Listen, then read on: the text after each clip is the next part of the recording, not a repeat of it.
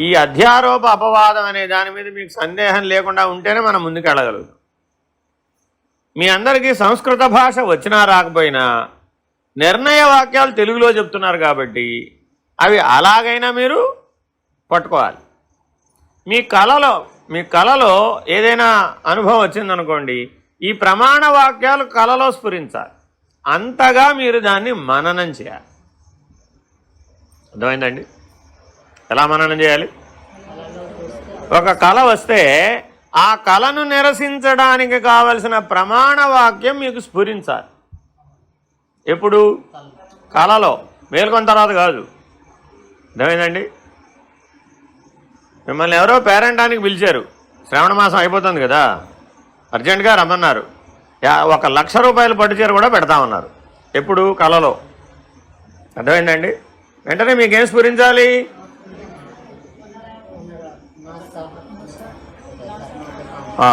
అది ప్రమాణ వాక్యం స్ఫురించితే కళ నిరసించబడాలి. ఏమవ్వాలండి? అలాగే ఇలా సేమ్ థింగ్. ఎలా అయినా కళ అయినా గాఢ నిద్ర. గాఢ నిద్రలో ఆనందం ఉందా లేదా? అది ఆనందమయ్యే కోశం కదా. కాబట్టి మరి దాంట్లో ఆనందం ఉందా లేదా? ఆ ఆనందం కలగగానే నీకేం స్ఫురించాలి? పునరావృత్తి కలుగుతుంది కదా. ఇవాళ నిద్రపోయావు, అదే ఆనందం. ఇవాళ ధ్యానం చేసావు, అదే ఆనందం. ఇవాళ భోజనం చేసావు, అదే ఆనందం. ఏ కొత్త ఆనందము కలదు?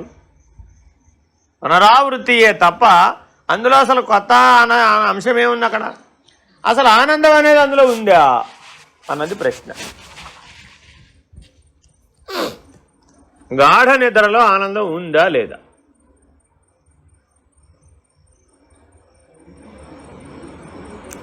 గాఢ నిద్రలో ఆనందం ఉందా లేదా? అదంతా నాకు తెలియదు. ఉందా లేదా? ప్రమాణం ఏమిటి?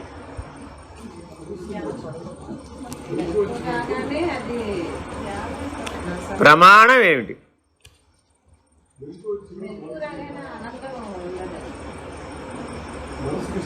ఇప్పుడు మనం మెలకు దాకా అసలు ఎందుకు మాట్లాడుతున్నాం?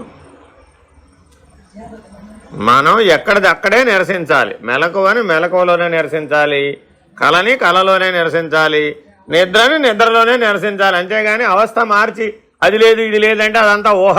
ప్రమాణం ఏముంది దానికి? గాఢ నిద్రావస్థలో నీవు ఆనందాన్ని ఉన్నదా లేదా? నువ్వు అనుభవిస్తున్నావా లేదా? ఉంటేనే కదా అనుభవించేది, లేని దాన్ని అనుభవించలేవుగా. అంతేనా కాదా? ఆ స్పృహ లేకపోవడం అనుభవం. నిన్న నిద్రపోయినప్పుడు నువ్వు లేకుండా పోయావా లేదా? ఇవాళ నిద్రపోయినప్పుడు లేకుండా పోతావా లేదా? మరి పునరావృత్తేగా. నీకేం కావాలి? పునరావృత్తి పొందేది కావాలంటావా? పునరావృత్తి పొందనిది కావాలంటావా? పునరావృత్తి పొందనిది కావాలంటే పునరావృత్తి పొందేదాన్ని నువ్వు నిరసించడం నేర్చుకోవాలిగా. అర్థమైందా ఇప్పుడు మీకు? కాబట్టి నిద్రావస్థలో ఉన్న ఆనందాన్ని ఎప్పుడు నిరసించాలి? నిద్రావస్థలోనే నిరసించాలి. కళలో ఉన్న ఆనందాన్ని ఎప్పుడు నిరసించాలి? ఇలలో ఉన్న ఆనందాన్ని ఎప్పుడు నిరసించాలి? అంటే ఆనందమయ కోశ భ్రాంతిని నిరసించడం చేత కాని వాడికి మోక్షోపాయము పనిచేయదు. అసలు మానవుడు పుడుతోంది దేనికోసం? ఏ జీవి అయినా పుడుతోంది దేనికోసం? ఆనందం కోసమే పుట్టడానికి కారణం. దాంట్లో ఆనందం లేదా?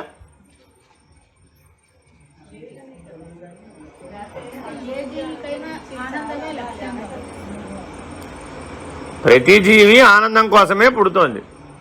ఎందుకని? దాని వద్ద అది లేదనా ఉన్నదనా? నీ దగ్గర ఆనందం ఉంటే దానికోసం పుడుతున్నానంటావా? నీ దగ్గర ఆనందం లేదు కాబట్టి దానికోసం పుడుతున్నానంటున్నావా?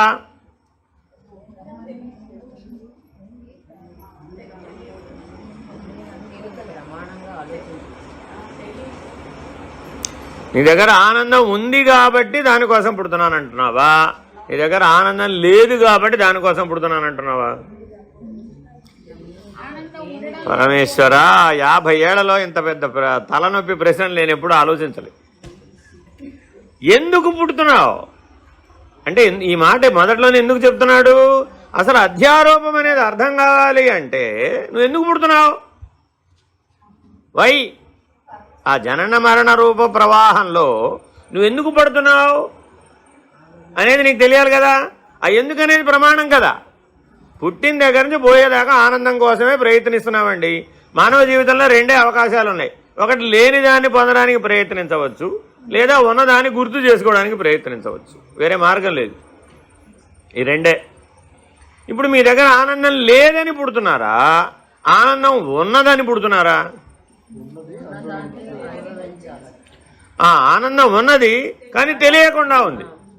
ఆనందం ఉన్నది కానీ తెలియకుండా ఉంది. ఎక్కడ తెలియకుండా ఉంది? ఎక్కడ తెలియకుండా ఉంది? ఎక్కడ తెలియకుండా ఉంది? ఇన్ని తలా తోక ప్రశ్నలు చేస్తే మాకు ఎలాగండి? ఇంద్రియాల పరిధిలో తెలియకుండా ఉంది. పుట్టకముందు ఇంద్రియాలు లేవు కదమ్మా. ఇంద్రియాలు ఎందుకు కావాల్సి వచ్చింది నీకు? ఆ ఆనందాన్ని ఇంద్రియాల పరిధిలో తెలుసుకోవాలనుకున్నావు, గుర్తించాలనుకున్నావు. అప్పుడు మరి ఇంద్రియాలు కావాలా వద్దా? ఇంద్రియాల పరిధిలో వస్తే ఆ ఆనందం గాఢతరమైన ఆనందం అయింది. ఏమైంది అది? ఏమిటి తేడా? మామూలుగా ఉన్న ఆనందానికి గాఢమైన ఆనందానికి ఏమిటి తేడా?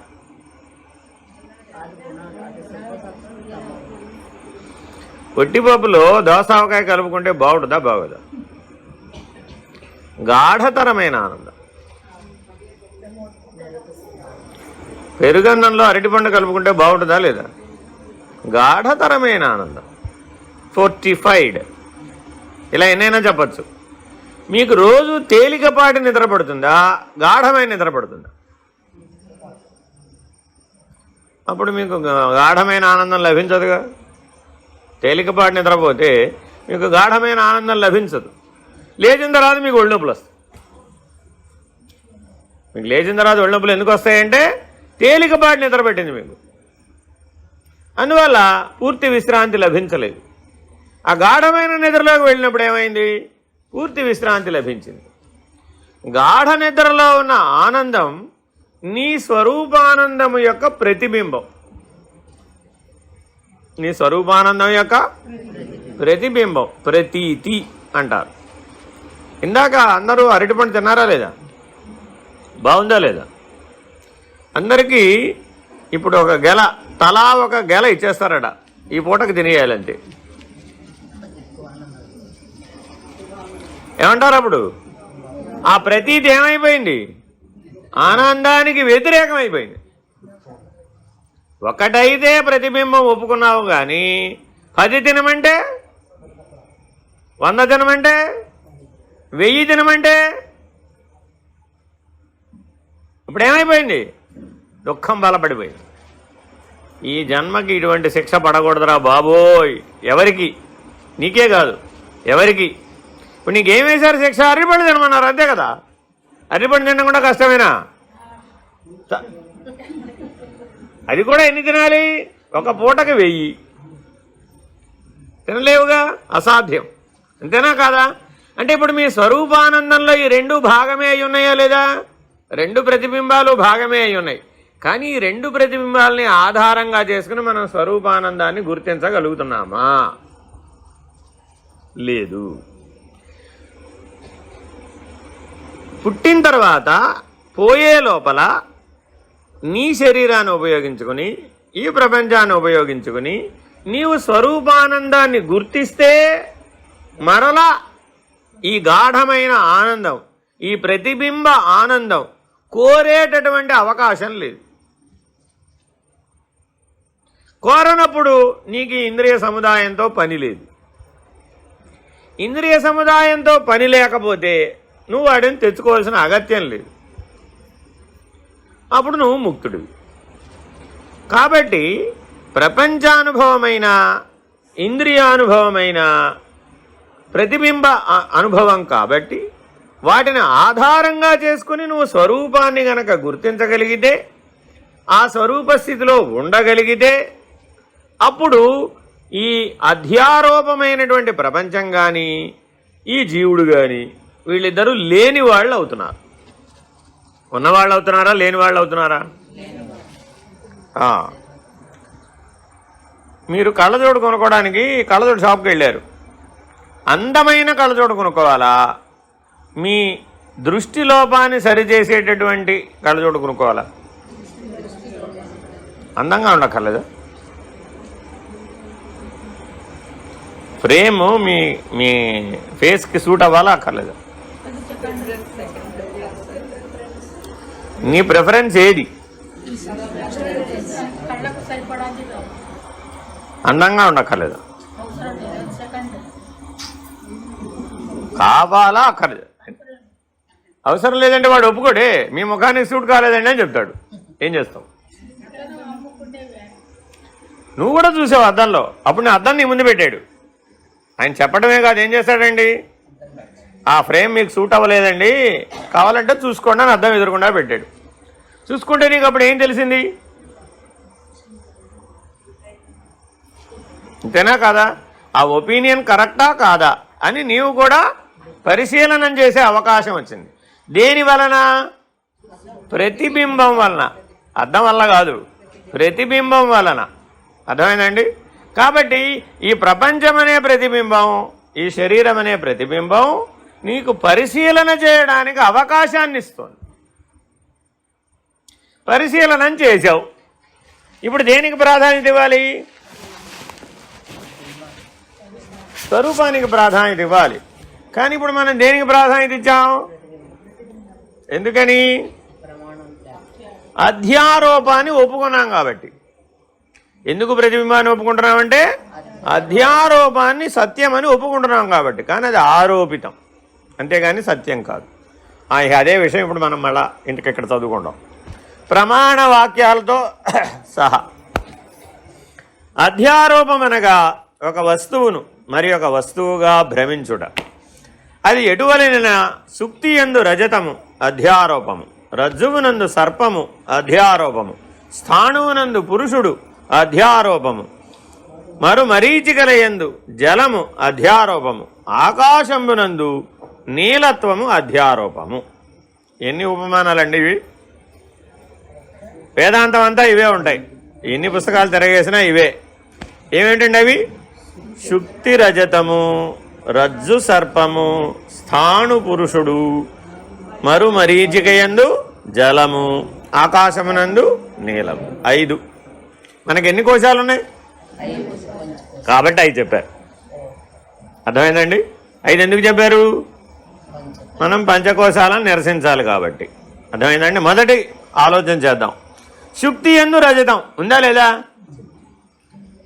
శుక్తి యందు రజతం. శుక్తి అంటే చిప్ప, ఆలు చెప్పో ముచ్చెప్ప చెప్పో ఏదన్నా అనుకో. అందులో వెండిలాగా మెరిసేటటువంటి కోటింగ్ ఏదో ఉందట. అది మెరుస్తోంది కదా అని వెండి షాపుకు పట్టుకెళ్ళి 1 కిలో ఆలు చెప్పలో ముచ్చెప్ప చెప్పలో ఇచ్చావు. ఆ కిలో వెండి ఇవ్వమని. వాడు ఏమన్నాడు?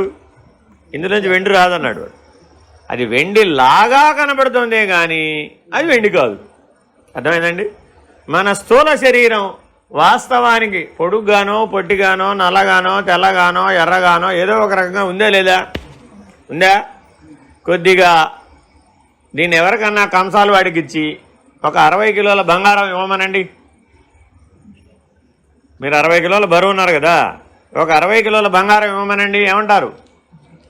ఈ శరీరం తీసుకోవయ్యా, 60 కిలోలు ఉంది, ఒక 60 కిలోల బంగారం ఇవ్వని అడిగారు. ఏమంటారు అప్పుడు వాళ్ళు? ఇది కుదరదండి, 6 గ్రాములు కూడా ఇవ్వడం కుదరదన్నాడు. ఈ శరీరం తీసుకుని 6 గ్రాములైన బంగారం ఇస్తారా? ఎవరెవరు? ఎందుకని? దానికి దీనికి వెల కట్టడం కుదరదు. ఎందువలన ఇది నీకు విలువైంది అనిపిస్తోంది? అధ్యారోపము చేత. ఈ శరీరం లేకపోతే నీవు ఈ జీవితం మొత్తం మీద పొందినటువంటి ఏ సుఖ దుఃఖానుభవములు కూడా నీకు వర్తించవు. వర్తిస్తాయా? ఏం చెప్పారు శివశక్తి స్వామి వారు? రసం బాగా పుల్లగా ఉందండి బాబు ఇందాక. అన్న ఆలోచన వచ్చింది. వెంటనే నువ్వు దాన్ని నెగేట్ చేయాలంటే ఏం చేయాలి? ఆల్రెడీ ఒక గంట ముందు పోయావురా బాబు. గంట ముందు పోయిన వాడికి రసం పుల్లగా ఉండటం ఏమిటి? ఒప్పుకుంటారా? ఎందుకని మీరు ఏ అనుభవం చెప్పాలన్నా ఇది ఉంటేనే. కాబట్టి మీరు ఏ ద్వంద్వానుభవాలను లెక్కేసినా కూడా ఆ ద్వంద్వానుభవాలన్నీ శరీరం ఉన్నంతసేపే. అక్కడ మీరేం చేయాలి? దానికి ఈ శుక్తి రజిత అధ్యారోపాన్ని ఉపయోగించాలి. ఒక కోశం అయిపోయింది. నెక్స్ట్ ప్రాణమయ కోశం. పైకి కిందకి ఎగశ్వాస దిగశ్వాస తల్లి గర్భంలోంచి పడుతున్నామా పట్టలేదా? ఎప్పటిదాకా పడదాం? ఎప్పటిదాకా పడాలి? ఎప్పుడన్నా గాలి పీల్చి వదిలిపెట్టడం కష్టమని మీకు అనిపించిందా?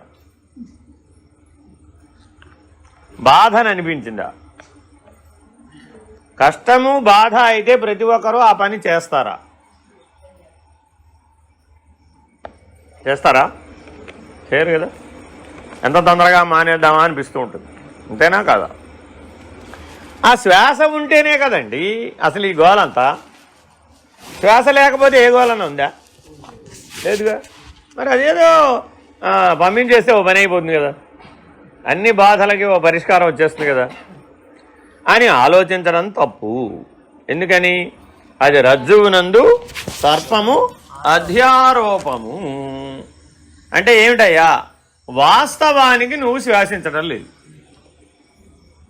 వాస్తవానికి శ్వాసించడం లేదు. ఎందుకని? నీ శ్వాస మీద ఆత్మ ఆధారపడి లేదు.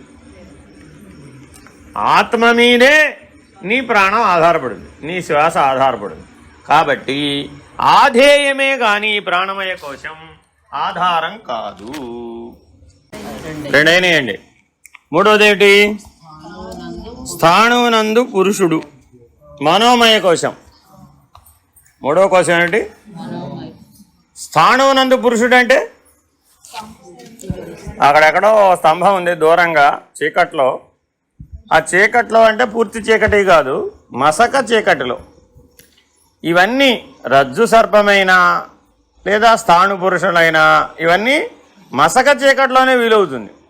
అంటే పూర్తి చీకట్లో వీలు కాదు, పూర్తి వెలుగులోనూ మీకు ఆ జ్ఞానం ఉంటుంది కాబట్టి అధ్యారోపం వీలు కాదు. దూరం నుంచి చూశారు, మసక చీకట్లో చూశారు, స్తంభాన్ని పురుషుడు అనుకున్నారు. అక్కడ ఎవరో ఉన్నారు, రోయ్ మన ఇంటి వైపే దొంగి చూస్తున్నాడు. మొదటి క్షణమే ఆయన భయం అనిపించిందా? ఏమయ్యాడో అని కుతూహలం కలిగింది. తర్వాత ఏం కలిగింది? కుతూహలం కలిగింది. మళ్ళా తొంగి చూసావు, వాడు మీ ఇంటి వైపే తొంగి చూస్తున్నట్టుగా మళ్ళా అనిపించింది. ఇప్పుడు ఈసారి బలపడింది. బలపడిన తర్వాత కూడా మీకు భయం కలగలే. అక్కడే ఉన్నాడా, మన ఇంటి వైపుకి వచ్చేస్తున్నాడా అని మళ్ళా కుతూహలం కలిగింది. ఈసారి ఆ దృష్టితో చూశారు. 10 అడుగులు మీ ఇంటి వైపు వచ్చినట్టు కనబడింది. ఎక్కువ దూరం రాల. మళ్ళా ఎంత దూరం వచ్చాడు? అమ్మో మన ఇంటి వైపే వచ్చేస్తున్నాడు. అంతే. అసలే నేను ఒక్కతను ఉన్నాను ఇంట్లో, ఆయనేమో ఏమిటో ఆ మండల దీక్ష అంటాడు, పోయాడు ఎక్కడికో. ఈ దొంగవాడు వస్తే ఏం చెయ్యాలో నాకు తెలియదు, నేను ఒక్కతనే ఉన్నాను. నేను ఒక్కతనే ఉన్నాననేటటువంటిది భయానికి కారణమైంది. ఆ ముందు జరిగినటువంటి ఆలోచనలకి ఇది జోడించింది. ఇప్పుడు ఏం చేయాలి? ఫోన్ చేద్దామంటే ఆయన ఫోన్ తీసేసాడు. ఎవరికి చేయాలి? ఏం చెయ్యాలి? ఏం చెప్పాలి? ఇప్పుడు అర్జెంటుగా ఎవరిని పిలవాలి? భయం పెరిగిందా తగ్గిందా? ఆలోచించే కొద్దీ ఏమైంది అంటే అధ్యారోపం బలపడే కొద్దీ జీవభావం పెరిగి పునరావృత్తినో అర్జున నసహ తిరిగి రాని పద్ధతిగా కాకుండా తిరిగి వచ్చే పద్ధతిగా మనం మారిపోయాం అభ్యాసవశాత్తు, ఊహ చేత. అర్థమైందండి? పూర్తి వెలుగులో చూసావు, అక్కడ ఉన్నది స్తంభమే, పురుషుడు కాదు. పూర్తి చీకట్లో చూసావు, అసలు ఏం కనపడదు కాబట్టి గొడవే లేదు. అర్థమైందండి? సంధ్య వెలుగులో సగం వెలుగు సగం చీకట్లో చూసావు. అర్థమైందండి? మన కళ అంతా ఏమిటి? సగం వెలుగు సగం చీకటి. కాబట్టి కళలో జరిగే అనుభవాలన్నీ ఏమిటి? స్థాణు పురుషవత్. అర్థమైందండి? కళలో ఇంతకీ మహానుభావులు వచ్చారు, సత్యమేనా? కళలో మహానుభావులు వచ్చారండి, సత్యమేనా? స్థాణు పురుషవత్. ఆ వచ్చే ఆయన దొంగ కాదమ్మా స్వామీజీ. ఇప్పుడు భయపడుతుందా? పోయి చూడండి, అర్థమైందండి? వచ్చే ఆయన మీ గురువు గారు దొంగ కాదు అన్నాడు అని స్ఫురించింది. వెంటనే ఏమైపోయింది? అప్పుడు భయం పోయి. మరి అప్పటి వరకు ఉన్న భయం ఏమైపోయింది అంటే భ్రాంతి చేత. కాబట్టి అధ్యారోపం అంతా ఏంటి? భ్రాంతి. అది రజ్జు సర్పమైనా, స్థాణు పురుషవత్ అయినా, లేదా శుక్తి రచితమైన మూడు కూడా అధ్యారోపమే. సరే, ఇంకో మాట అవతలకి వెళ్ళాం. అదేమిటి? విజ్ఞానమయ కోశం. దానికి ఏం చెప్పారు? మరుమరీచిక జల అధ్యారోపం. అంటే అర్థం ఏంటి? ఏదో ఎండమావి, ఎర్రటి ఎండలో చూసాం, నీళ్లు కావాలి. అక్కడెక్కడో రోడ్డు మీదో లేకపోతే ఎక్కడో నీటి ఆవిరి కనబడుతోంది. నీళ్లు కనబడలా. ఏం కనబడింది? నీటి ఆవిరి కనబడింది. నీటి ఆవిరి ఉంటే నీళ్లు ఉన్నట్టే అని ఎవరు నిర్ణయం తీసుకోమన్నారు? నేను నిర్ణయం తీసుకున్నది ఎవరు? ఎవరు చూశారో వారు. కళ్ళు చూపెట్టినయ్యా లేదా? అంటే ఇంద్రియ జ్ఞానాన్ని విచారణ చేయకుండా ఒప్పుకోవడం కరెక్టేనా? అంటే బుద్ధితో విచారణ చేయాలా వద్దా? చేస్తే ఏమైంది తెలిసి ఉండేది? అక్కడ లేవురా బాబు అని తెలిసి ఉండేది. కానీ విచారణ చేయకుండా ఇంద్రియానుభవాన్ని సత్యమని ఒప్పేసుకుంది విజ్ఞానమయ కోశం. మన విజ్ఞానమయ కోశం అంతా దేంతో తయారైంది? ఇంద్రియాలు ప్లస్ బుద్ధి. ఎంతో తయారైంది? ఇంద్రియాలు ప్లస్ బుద్ధి. మనోమయ కోశం ఎంత తయారైంది? ఇంద్రియాలు ప్లస్ మనస్సు. అర్థమైందండి? కాబట్టి ఇంద్రియాలు ప్లస్ బుద్ధి. మనం చిన్నప్పటి నుంచి కాకరకాయ తిన్నామండి, చేదుగా ఉంటుందా ఉండదా? కాకరకాయ తీయగా ఉంటుంది. కాకరకాయ తీయగా ఉంటుంది. కళలో కూడా నేను ఒప్పుకోను, ఇలాలోనే కాదు, కళలో కూడా నేను ఒప్పుకోను. ఎందుకని? అనుభవ ప్రమాణంగా నాకు తెలుసు కాకరకాయ చేదుగానే ఉంటుంది. ఎవరు చెప్పారు? ఇంద్రియాలు చెప్పినాయి. ఇంద్రియాలు బుద్ధికి చెప్పినాయి. బుద్ధికి సరాసరి ఎట తెలుస్తుంది? తెలీదు. బుద్ధికి సరాసరి కాకరకాయ చేదా కాదా తెలీదు. అర్థమైందండి? ఇంకో ఉదాహరణ చెప్తా. మీరు బజారుకి వెళ్ళి మామిడి పళ్ళు తెచ్చారు. ఏమనుకుని తెచ్చారు? ఎప్పుడు తెలిసింది? అప్పుడు అక్షతలు ఎవరికి వేయాలి? ఇప్పుడు అక్షతలు ఎవరికి వేయాలి? అమ్మిన వాడిగా, అవి తీయగా ఉంటాయని తెచ్చిన వాడిగా. ఆ మాత్రం తెలియదు ఆ మామిడి పళ్ళు తెచ్చేటప్పుడు అంది ఆవిడ. ఇప్పుడు ఎట తెలుస్తుంది? నేను అప్పటికే ఒకటి తినే తెచ్చాను అన్నాడు ఆయన. నువ్వు తిన్నది తీయగా ఉండవచ్చు, తెచ్చినవి తీయగా లేవు. లాజిక్ అక్కడ. ఇప్పుడు లాజిక్ అంటే ఎందులోది? విజ్ఞానమయ కోశంలోది. గుర్తుపెట్టుకోవాలండి. కాబట్టి ఈ విజ్ఞానమయ కోశం కూడా భ్రాంతే. ఎందువలన? ఇంద్రియ సంవేదనల్ని జ్ఞానంగా ఒప్పుకుంటోంది, స్వరూపాన్ని కాకుండా. కాబట్టి ఇంద్రియాలు మనకు చూపెట్టేవన్నీ కూడా మరుమరీచిక జల అధ్యారోపము. అక్కడ వాస్తవంగా అది లేదు, కానీ ఉన్నట్టు తోస్తుంది అంతే. మనమందరం జ్ఞానులమేనా కాదా? ఎంత బిగ్ క్వశ్చన్, $1 మిలియన్ క్వశ్చన్. మనం అందరం జ్ఞానులమేనా కాదా? జ్ఞానులమేనా కాదా అని ఎవరు చెప్పారు? విజ్ఞానమయ కోశం. ఆ నిర్ణయం చెప్పేది ఎవరు? ఏ నిర్ణయమైనా చెప్పేది ఎవరు? ఇందాక ఏం చెప్పాను? ఏదైనా చెప్పే ముందు ఏం అడగలదానని. ఏది అడగలేదు. అడగకుండానే మేము జ్ఞానాలను ఒప్పేసుకున్నారు. ఎందువలన? ఇంద్రియానుభవాలు సత్యం అనుకున్నారు కాబట్టి ఆ ప్రమాణం సరిపోతుంది అనుకున్నారు అంతే. కానీ అది వ్యవహారానికే పనికొస్తుంది తప్ప, తత్కాలవత్తే పనికొస్తుంది తప్ప, అది కూడా 99 అనుకూలిస్తే తప్ప. లేకపోతే మీ కాళ్ళు ఉన్నాయి కదా, పరిగెట్టి కాస్త విమానాన్ని అనుకోండి, విమానం రన్వే మీద పరిగెడుతుందండి. సినిమాలో హీరో పరిగెడతాడు కదా, పరిగెట్టి విమానాన్ని అందుకుంటాడు కదా. మీరు కూడా ఒకసారి ట్రై చేయండి. విమానం రన్వే మీద పరిగెడుతూ ఉంటే పరిగెట్టుకుని విమానాన్ని అందుకోండి. కాళ్ళు ఉన్నాయి కదా, వీలవుతుందంటారా? అవదా? ఎందుకని? మీ విజ్ఞానమయ కోసం ఏమని చెప్తున్నప్పుడు నాట్ పాసిబుల్ అండి బాబోయ్ అంటుందా లేదా? నాట్ పాసిబుల్ అని చెప్పడం కూడా నిర్ణయమేనా కాదా? నిర్ణయమేనా కాదా? ఎవరు చెప్పారు? కాబట్టి విజ్ఞానమయ కోసం మానవుడికి అవసరమా కాదా? చాలా అవసరం. కానీ అది అధ్యారోపితం. అది అధ్యారోపితం. స్థాణు పురుషవత్. ఇక 5వదండి, ఆకాశం నీలంగా ఉంది. నీలంగా ఉందా, ఎర్రగా ఉందా, తెల్లగా ఉందా, ఆకుపచ్చగా ఉందా? ఎలా చెప్పగలరు? ఆప్టిక్ ఇల్యూజన్, భ్రాంతి, దృష్టిలో ఉన్నటువంటి భ్రాంతి చేత ఒక్కొక్క ఉదయంలో ఒకలాగా, సాయం సంధ్యలో ఒకలాగా, మధ్యాహ్నం ఒకలాగా, వర్షం పడ్డప్పుడు ఒకలాగా, రాత్రిపూట ఒకలాగా, అలా అనేక రంగుల్లో ఆకాశం కనపడ్డట్టుగా కనపడుతుంది.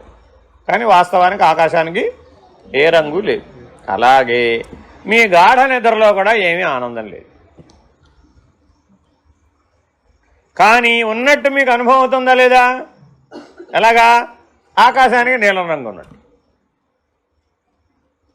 అర్థమైందండి? ఆకాశానికి నీలం రంగు ఉన్నట్టుగా మీ కళ్ళు ఎట్లా అయితే చూపి మిమ్మల్ని మోసం చేసినాయో, అలాగే మీ గాఢ నిద్రలో ఆనందం ఉన్నది అని మీ ఆనందమయ కోశం ఒప్పేసుకుంది. అసలు అప్పీల్ లేదుగా, ప్రశ్న లేదుగా. అరే ఆనందమే నీకు ఎప్పటి నుంచి తెలుసు? అబ్బో నువ్వు పుట్టకముందు నుంచి తెలుసు. ఎవరైనా ఏమని నువ్వు పుట్టకముందు నుంచి తెలుసు కాబట్టి అది సత్యమే. ఎందుకని పుట్టకముందు నుంచి తెలుసు? తల్లి గర్భంలో కూడా అనుభవం ఉంది. సుషుప్తి అనే అనుభవం, కళ అనే అనుభవం, మెలకువ అనే అనుభవం తల్లి గర్భంలో 7వ నెల నుంచే ఉంది. కాబట్టి నువ్వు పుట్టకముందు, ఇంద్రియాలు పుట్టకముందు నుంచే అనుభవం ఉంది.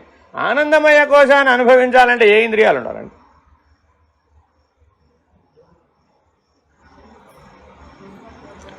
శరీరం ఏదో 5×5 ఇంద్రియాలలో ఆనందమయ కోశాన్ని అనుభవించాలంటే ఏ ఇంద్రియానుభవం కింద లెక్కేయాలి?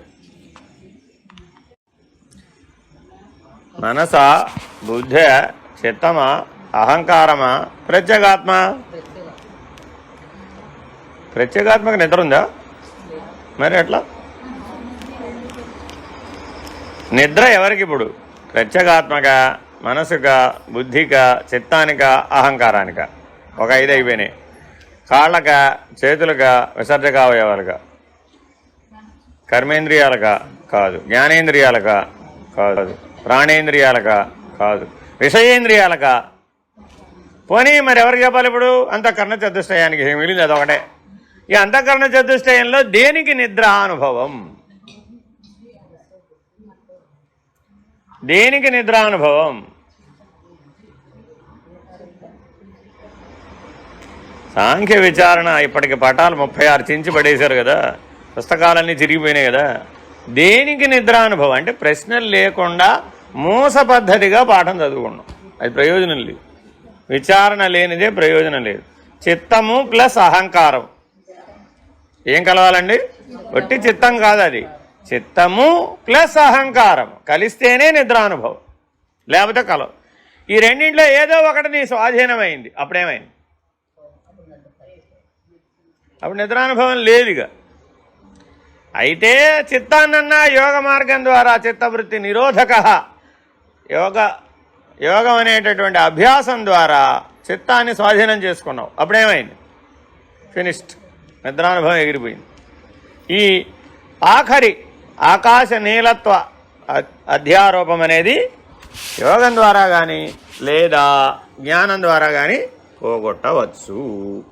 సరే, ఈ అధ్యారోపం అనే దానిని బాగా విచారించాలి. ఎంత బాగా విచారించాలి? ప్రతి క్షణము విచారించాలి. దేని మీద విచారించాలి? ప్రామాణికమైనటువంటి విధానంలో విచారించాలి. ఇవి ఎటులను అటులనే నిష్ప్రపంచ స్వరూపుడైన ఆత్మయందు ప్రపంచము యొక్క ఆరోపము, అధ్యారోపము. ఉన్నది జగజ్జీవేశ్వరులే కదా, అంతేనా కదా? ఉన్నది ఎవరు? అయితే జగత్తు, లేకపోతే జీవుడు, లేకపోతే ఈశ్వరుడు. ఈ ముగ్గురులో శాశ్వతమైన వాడెవడు? ఈశ్వరుని యందు జగజ్జీవులు ఉన్నవా లేవా? ఈశ్వరుని యందు జగత్తు జీవుడు ఉన్నాయా లేవా?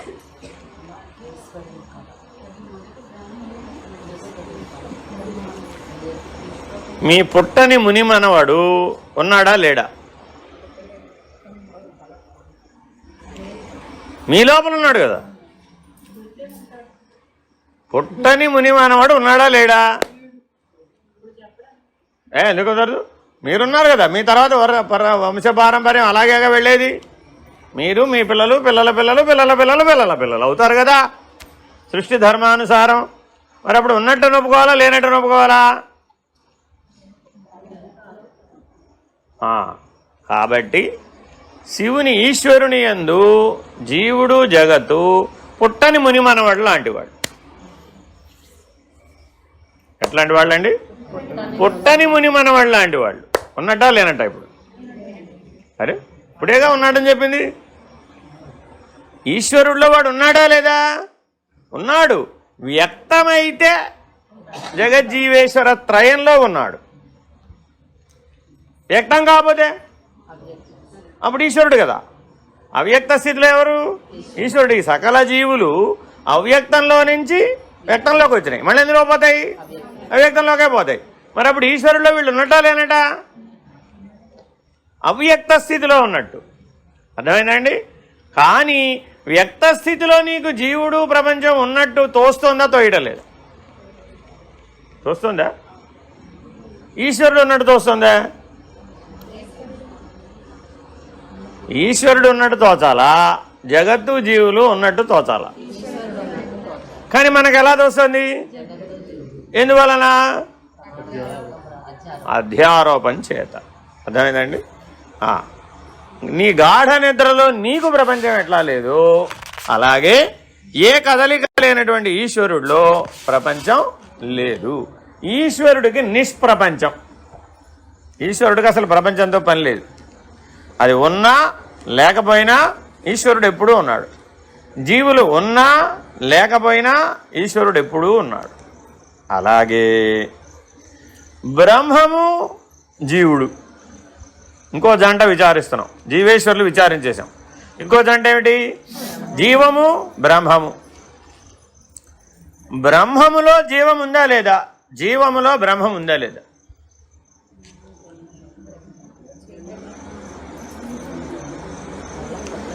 జీవములో బ్రహ్మం ఉన్నదా లేదా? ఎందుకని? బ్రహ్మం సర్వవ్యాపకం. బ్రహ్మములో జీవం ఉందా లేదా? అవ్యక్తానికి అవతల కదా బ్రహ్మము. బ్రహ్మణోర్ అవ్యక్త అవ్యక్తాన్మహత్. ఇంకా కిందకి రావాలి. పైకి బ్రహ్మము. మరి అవ్యక్తం కంటే అవతలున్న బ్రహ్మములో అవ్యక్త స్థితిలో ఉన్నటువంటి జగజ్జీవేశ్వర త్రయం అవ్యక్తంలో ఎలా ఉంది? బీజవత్తుగా ఉంది. అవ్యక్తంలో ఎలా ఉంది? బీజవత్తుగా ఉంది. ఆ బీజవత్తుగా ఉన్నది దాని అవతల ఉన్న అక్షర పురుష స్థితిలో ఉండే అవకాశం ఉందా లేదా? జగజ్జీవేశ్వర త్రయం మొత్తం క్షరపురుషుడే. ఎక్కడి నుంచి చూసినప్పుడు? బ్రహ్మం అనే స్థితి నుంచి చూసినప్పుడు. అదే ఈ మూడింటి మధ్యలో చూసాం, అప్పుడేమైంది? ఈశ్వరుడు అక్షరుడు, జీవుడు ప్రపంచం క్షరుడు. కానీ ఈ నడక సృష్టి మొత్తానికి సరిపోదు, వ్యష్టికి సరిపోదు. సృష్టి మొత్తానికి వచ్చేటప్పటికి జగజ్జీవేశ్వర త్రయం ఏ త్రిపుటిలోదైనా క్షరమే. ఏ త్రిపుటిలోదైనా క్షరమే. త్రిపుటికి అవతల ఉన్నటువంటి బ్రహ్మము అక్షరం. అర్థమైందండి? చాలు ఇక్కడ దాకా, తర్వాత చూద్దాం. ఇవి ఎటులను అటులనే నిష్ప్రపంచ స్వరూపుడైన ఆత్మయందు ప్రపంచము యొక్క ఆరోపము, అధ్యారోపము. ఈ అధ్యారోపము అధిష్టాన జ్ఞానము చేత వచ్చింది. ఈ అధ్యారోపం దేనివల్ల వచ్చింది? మీ జీవితానికి అధిష్టానం ఎవరు?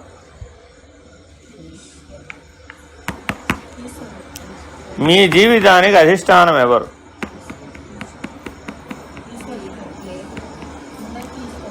మీ జీవితానికి అధిష్టానం ఎవరు?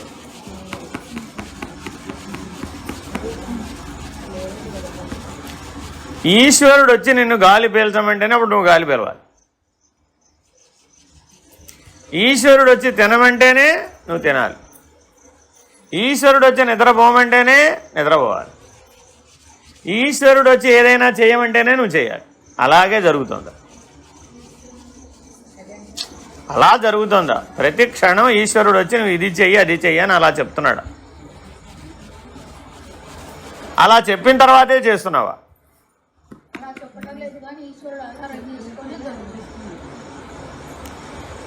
నీ ఇచ్ఛానుసారం నేను నేను నేనంటూ పని జరుగుతుంది. ఓవరాల్గా లెక్కేసి ఈశ్వరుడు అంటున్నావే కానీ ఏ ముక్క కాముక్క కనురెప్ప తెరవాలంటే నాకు ఈశ్వరుడు పర్మిషన్ కావాలండి అని అడుగుతున్నామా? ఎందుకని? ఎలా అయినా సూర్యుడు వెలుగుతూనే ఉంటాడు కదండి. ఎలాగైనా ఆకాశం కిందే ఉన్నాం కదండి. కానీ అవి ప్రమాణం కాదుగా. అధిష్టానం అంటే అర్థం ఏంటి? ఆర్డర్ ఉంటేనే చెయ్యాలి, లేకపోతే చేయకూడదు. ఇప్పుడు ఈయన ఉన్నాడండి, ఆయన బాస్ చెప్తేనే ఆయన ఏమైనా చేయాలి. నా ఇష్టం అంటానికి వీలవుతుంది. అయినా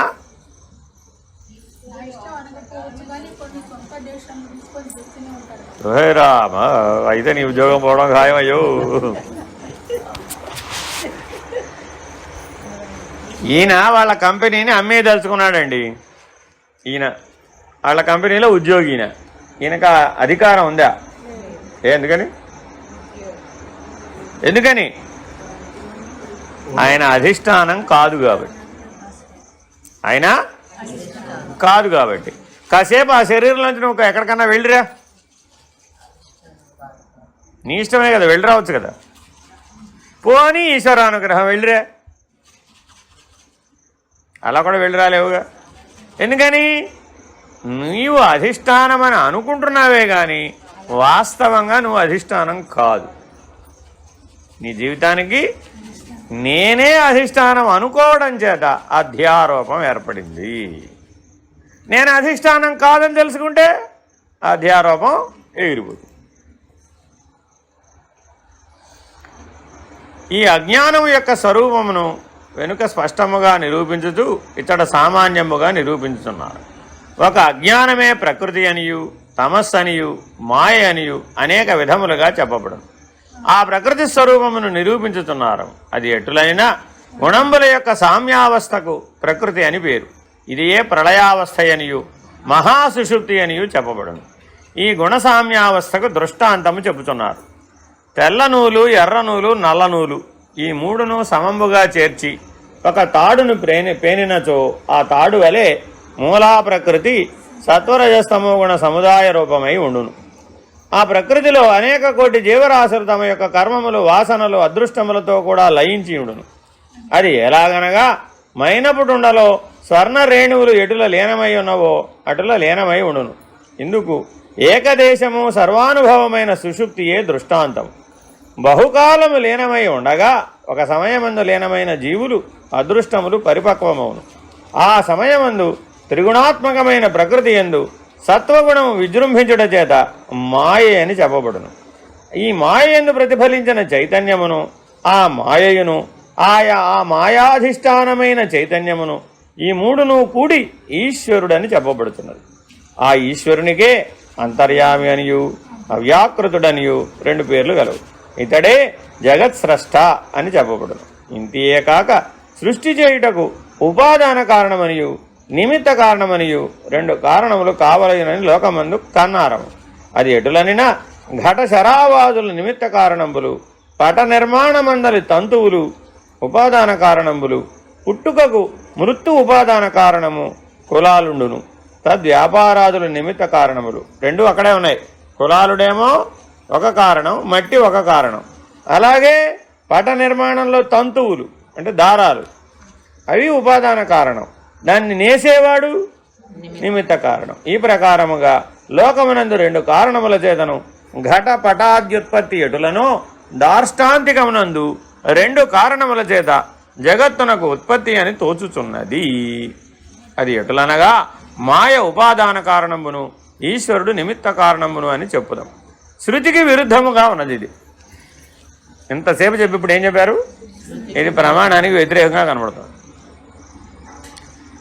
మీ ప్రపంచాన్ని మీరే తయారు చేసుకున్నారా? ఎవరైనా తయారు చేశారా? మీ ప్రపంచాన్ని మీరే తయారు చేసుకున్నారా? ఎవరైనా తయారు చేశారా?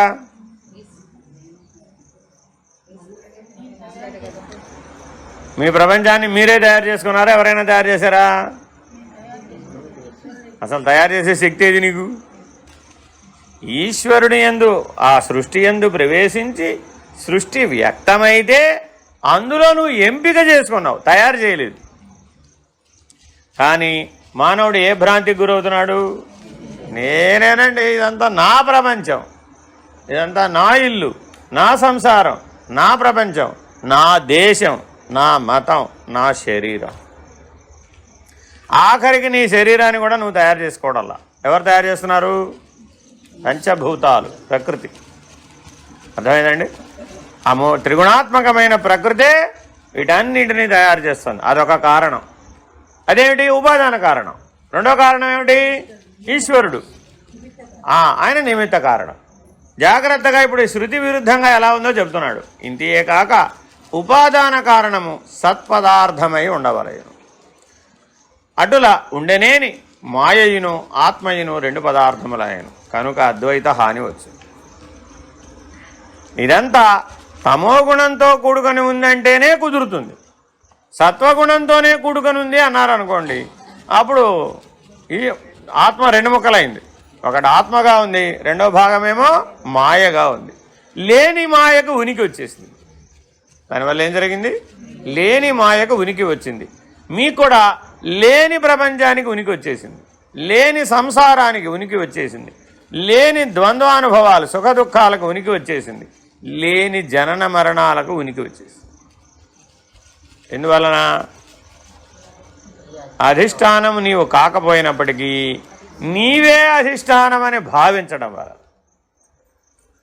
కాబట్టి ఈ పక్షము కూడదు. మాయ నిమిత్త కారణమనియు ఈశ్వరుడు ఉపాదాన కారణమనియు చెప్పుదామన్న పూర్వము వలె అద్వైత శృతికి విరోధముగా ఉన్నది. మానవులందరూ కూడా ఏమంటున్నారు? నాకు ఈ కష్టాలన్నీ ఈశ్వరుడే ఇచ్చాడు. సుఖాలు ఎవరిచ్చారు? అది నేను సంపాదించుకున్నాను. సుఖాలు ఎవరి వల్ల వచ్చినాయి? నా వల్ల వచ్చినాయి. కష్టాలు ఎవరి వల్ల వచ్చినాయి? అది అజ్ఞానమేనా కాదా? అది ఇట్లా మనం ప్రమాణాన్ని తెలుసుకోకుండానే, అంటే ఏది నిమిత్త కారణం, ఏది ఉపాదాన కారణం అని చెప్పే విధానం ఏదైతే ఉందో అది ఉపనిషత్తుల పద్ధతికి వ్యతిరేకం. సాంఖ్య విచారణలో మనం ఇదే చెప్తాం, నిమిత్త కారణం, ఉపాదాన కారణం. కానీ ఆత్మ సర్వకారణం. ఆత్మ సర్వకారణమే కానీ అది నిమిత్త కారణము కాదు, ఉపాదాన కారణము కాదు.